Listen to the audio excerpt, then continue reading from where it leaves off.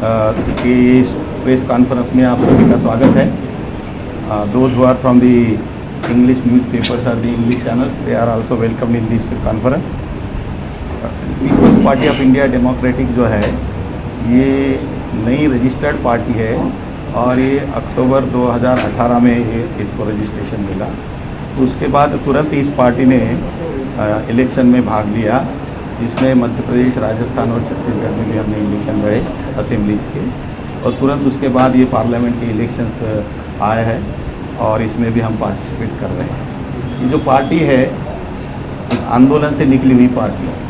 फुले अम्बेडकराइट जो आंदोलन चल रहा है देश में, उससे ये निकली हुई पार्टी है। और ये पार्टी जो मूल निवासी बहुजन समाज है, जो इस देश में 85% है, उनके अधिकारों के लिए लड़ना चाहती है। और उस दिशा में ये जिस आंदोलन से भी निकली है, वो आंदोलन पिछले 40 साल से उस दिशा में काम कर रहा है। तो और हम पूरे भारत में नियर अबाउट 100 सीटें लड़ रहे हैं 13 राज्यों से, और हम यूपी से भी लड़ रहे हैं, मध्य प्रदेश से लड़ रहे हैं। मैं अभी मध्य प्रदेश से आ रहा हूँ, वहाँ हम 7 सीटें लड़ रहे हैं, और यूपी से हम 10 सीटें लड़ रहे हैं। कई जाति शोषित वर्ग नहीं कर पाए। आपके यूपी में हसिया होता है क्या? हसिया होता होगा, मेरा ख्याल है यूपी में हसिया होता है। तो वो हाँ, वो गेहूँ काटने का या जो भी, तो जब वो हसिया खराब हो जाता है, जिस पर्पज़ के लिए उसको बनाया गया है, जिस ऑब्जेक्टिव से हसिया बनाया गया है, अगर वो हसिया उस ऑब्जेक्टिव को हासिल करने में नाकामयाब होता है तो उसको फेंक देना पड़ता है और दूसरा हसिया लेना पड़ता है। तो इसलिए हमने जब तो देखा जिस आंदोलन से वो पार्टी बनी थी और उसको करने में नाकामयाब रही, सफल करने में, तो इसलिए दूसरी पार्टी उस आंदोलन से निकालना पड़ा। आपने भारतीय जनता पार्टी की सीट पे अपना कैंडिडेट खड़ा किया है, क्या लगता है? क्या लगता है मतलब? भाई मतलब इतना बड़ा गृह मंत्री हमारी लखनऊ से खड़ा हो रहा है और आपने अपनी छोटी सी विरोध पार्टी से खड़ा है, तो कैसे लगता है, कैसे जीत खत्म हो पाएगी? क्यों नहीं जीतेंगे? क्या बपौती होती है क्या किसी की? ये जनता डिसाइड करती है, कैंडिडेट नहीं डिसाइड करता।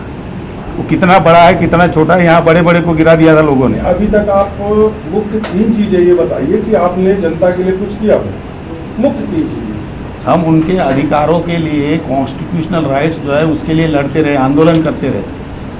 और हमने हमारे जो आंदोलनकारी संगठन हैं, हमारे ऑफशूट ऑर्गेनाइजेशन में, उन्होंने कॉन्स्टिट्यूशन के लिए जगह जगह, जैसे सुप्रीम कोर्ट में जजों की नियुक्ति का मामला है, हाई कोर्ट में जजों की नियुक्ति का मामला है, इसके लिए भी हमने आंदोलन किया है। हम लोग रास्ते पर उतरे हैं। वहाँ जब तक ये मूल निवासी बहुजन समाज के जजेस नहीं रहेंगे, तब तक इस समाज को न्याय मिलने की कोई संभावना नजर नहीं आती।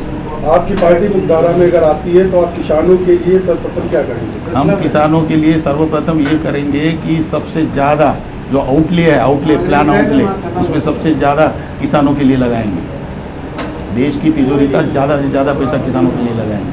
अभी मध्य प्रदेश, छत्तीसगढ़ और राजस्थान में जैसा कि आपने बताया चुनाव लड़े, हाँ, कांग्रेस पार्टी ये आरोप लगाती कि जहां कांग्रेस के जीतने की संभावना होती, वहां इस टाइप की जैसे ओवैसी की पार्टी हो जो मुस्लिम वोट में बंटवारा करती है, या जैसे और पार्टियां हो जो दलित वोट में बंटवारा करें, तो बंटवारे के लिए भारतीय जनता पार्टी द्वारा प्रायोजित ये पार्टियां होती हैं। इसके क्या कहना चाहिए? कांग्रेस और बीजेपी ये दोनों एक ही पार्टी है, ये दो अलग अलग पार्टियाँ नहीं है।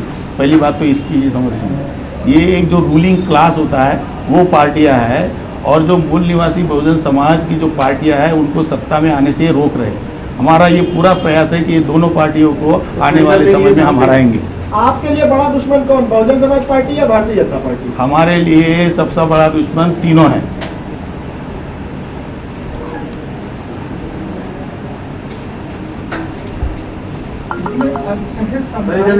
समावेशी विकास की बात कही गई है। हाँ, ये समावेशी विकास क्या है और बौद्धों के विकास के लिए आपकी पार्टी का क्या एजेंडा है? वो बौद्ध, ये सभी लोगों को समावेशी करने का जब मामला आता है तो उसमें बौद्ध क्या अलग है क्या?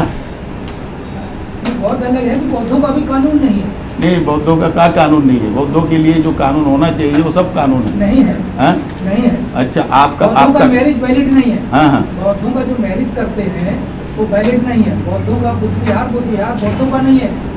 आज अगर कोई इनका कोर्ट मुकदमा चलता है हम्म, तो उसका हम्म, कोई कानून नहीं है, नहीं, इसके लिए क्या आप सपोर्ट करेंगे?